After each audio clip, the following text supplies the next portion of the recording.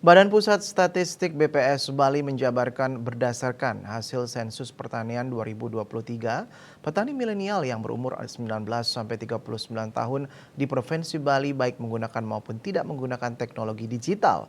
Tercatat sebanyak 54.908 orang atau 15,8% dari total petani di Provinsi Bali yang sebanyak 361.673 orang.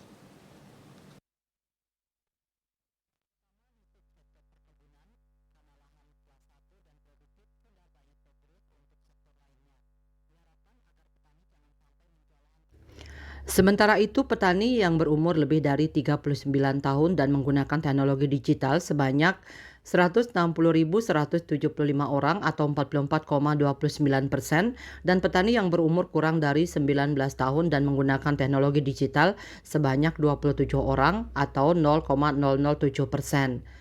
BPS Bali dalam informasi tertulisnya menyebutkan, kabupaten kota dengan petani milenial umur 19 sampai 39 tahun terbanyak adalah Kabupaten Buleleng sebanyak 15.634 orang atau sekitar 28,47% dari keseluruhan petani milenial umur 19 sampai 39 tahun di Provinsi Bali. Sementara itu, kabupaten kota dengan jumlah petani milenial umur 19 sampai 39 tahun terbanyak kedua dan ketiga adalah Kabupaten Karangasem dan Kabupaten Bangli dengan masing-masing sebanyak 12.474 orang atau 22,72% dan 9.194 orang atau 16,74%.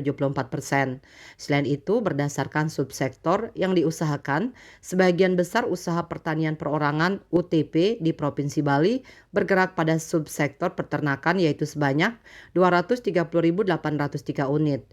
Subsektor berikutnya yang banyak diusahakan berturut-turut adalah hortikultura 181.451 unit, perkebunan 151.810 unit, dan tanaman pangan 144.420 unit. BPS juga menegaskan data petani milenial dapat menjadi salah satu indikator tingkat regenerasi di sektor pertanian serta menunjukkan pemanfaatan teknologi digital yang diharapkan dapat menciptakan pertanian modern yang produktif dan berkelanjutan. Bisnis Bali melaporkan.